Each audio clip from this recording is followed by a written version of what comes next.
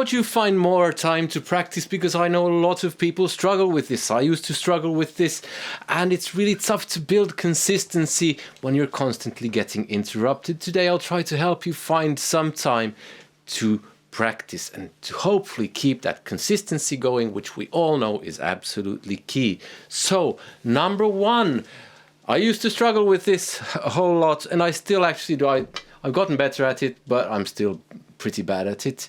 Learn to say no.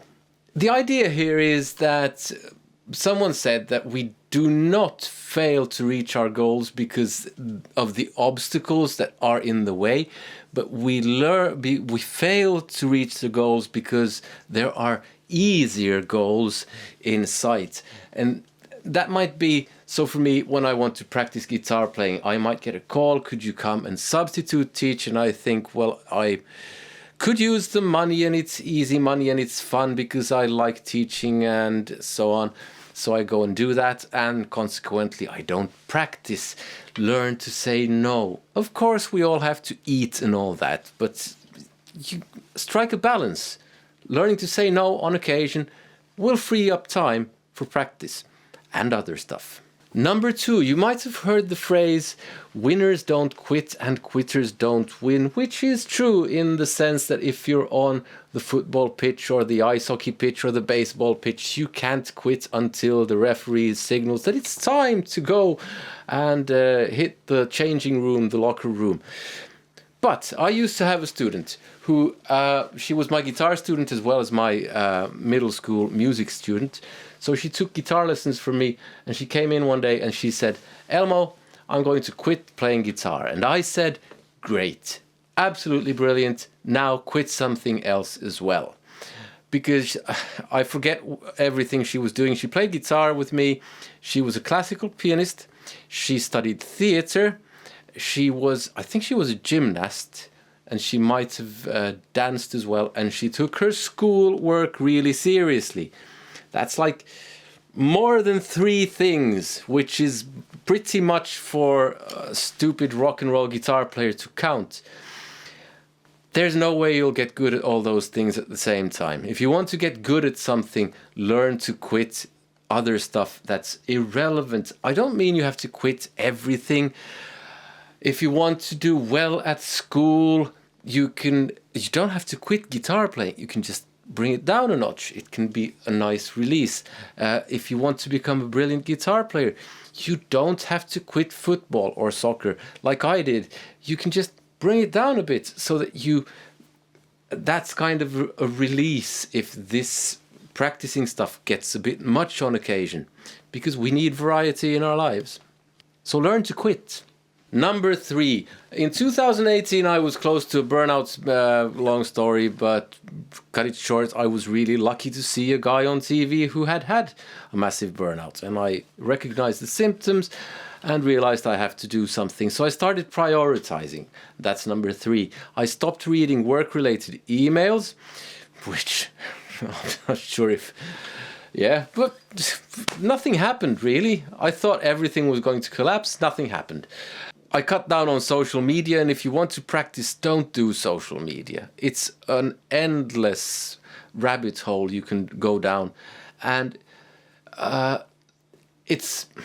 unless you're doing dad jokes and stuff like that, then that's fine. But if you're doing like arguing with other people over politics and stuff like that, yeah, maybe it's not worth your time, especially if you want to practice.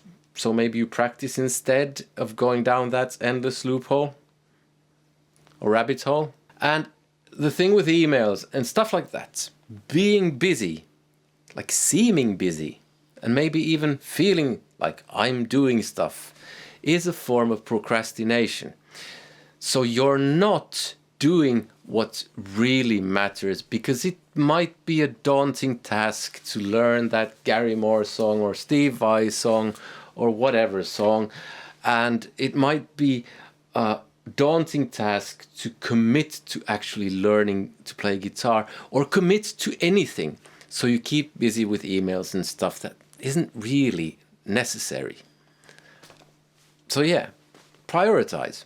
Number 4, I do this naturally, which is a good thing, but also a drawback in certain scenarios, but it is work quickly. So don't double check grammar in emails. If you have to do emails, they'll understand. I mean, as long as it's not gibberish, it's fine. You can think of the opposite thing. The Guns N' Roses album, Chinese Democracy, which took 14 years to record or do from beginning to end, I don't know. Anyway, 14 years for one album. It should be the absolute dog's bollocks. And it has a few good moments, but that's about it. So, I mean, it's okay to work quickly. Again, work quickly on stuff, especially stuff that isn't a priority, and get to what is, which is this. Before I go on, I would like to say a huge thank you to anyone who supports this channel. You can support this channel just by watching these videos to the end, liking and hyping and commenting and all that. If you want to leave financial support thingamajig, you can just give me a super thanks on YouTube, or you can buy me a coffee. There's a link in the description to that. There's also a link to a free video there with what I think are the most important things when it comes to learning guitar. Anyway, on with the video. Number 5, make sure it's fun. I mean, it'll be so much more difficult to do if it's not fun. And to make sure that it's fun, work on your strengths. Don't ignore your weaknesses, but work more on your strengths because they come more naturally. That way you'll form your own sound, and you probably won't need a lot of your weaknesses anyway. So sight reading is a weakness for me. I've never really actually needed it, partly because I've steered clear of stuff like that. Do try to be disciplined in the sense that you play every day. Do at least 2 minutes every day, but don't make it a chore. Number 6, make it a habit. Habits make things easier, and that's where the 2 minutes thing comes in. We often have more time than we think, although we might be tired, and I understand. I played every day last year, apart from 3 days. One day was our wedding day with my wife, and I forgot to do it in the morning, and then I thought, yeah, I'll just skip it today, it's no biggie. Then I was ill, so ill, one day that I didn't play. And then one day I think I just forgot. I realized it like at 11 in the evening and thought, yeah, screw it.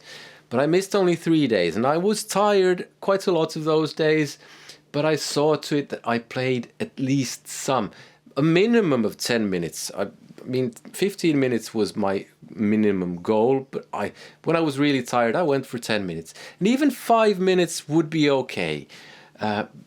Be merciful with yourself and do the 5 minutes. Do 2 minutes. Make it a habit. There was a story of the guy who went to the gym to get into shape, and when he got to the gym, he went back home because he wanted to make it a habit. He changed clothes into his workout clothes at the gym, and then he went home.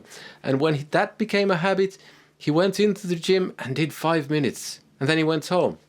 And he slowly built. So build slowly. You'll probably find that you will carve out a certain time for yourself, and it will help if you have a specific time, a specific place when you do this thing, like after breakfast in the kitchen, whatever. Number 7, if you're tired, play while you watch TV. Watch Family Guy or The Simpsons and play this. Even if it's just at 50%, it's better than nothing. Number 8, this has helped me a lot. I am very stoic about things. Being stoic means that I don't spend a lot of time worrying about things that I can't control. Of course, I worry about things that I can't control, but when I notice that I'm doing it, I try to stop. That frees up a lot of time. So I don't sit and read the news about what's going on in the world. I watch the morning news so that I know what's going on, and then I maybe watch some other stuff during the day when I have a break out of interest. but I don't sit around worrying about it.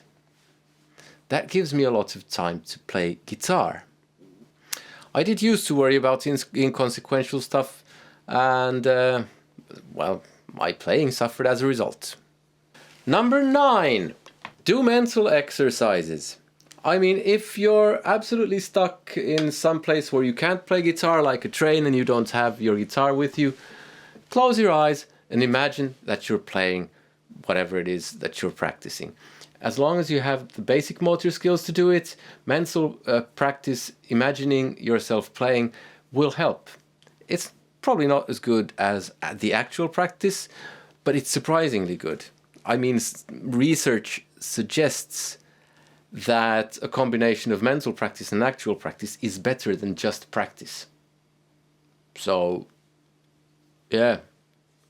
I won't get too deep into that in this, but try the mental practice thing. And the final one, and I know not everyone can do this, but if you can, throw money at the problem. Ask yourself, what is your time worth to you? And I mean this in the sense of, if you would charge 20 euros per hour for your work, why should you be doing stuff for free when you can pay someone to do it for less than 20 hours and then you get time to practice? So, for instance, cleaning your house, pay your kids to do it. Throw money at the problem. I remember playing with a guy who came to band practice. He was 1.5 hours late, and he said, I've learned one thing today, and the rest of us were like really fed up at having to wait for him. And we were like, yeah, whatever, can we play? And he said, let plumbers do plumbing. That's kind of the extreme example of this. Why would you be doing your own plumbing when you can get a plumber around to do that and focus your energy on what's actually useful to do? Again, we get back to prioritizing here. So prioritize. Throw money at the problem. If you want a free lesson on what I think are the most important things in terms of getting good on guitar, there is a free video linked in the description. I hope you check that out. Other than that, I hope you have some use of this video and I hope you enjoyed it. But above all, I hope you have a nice day. Take care. See you. Goodbye.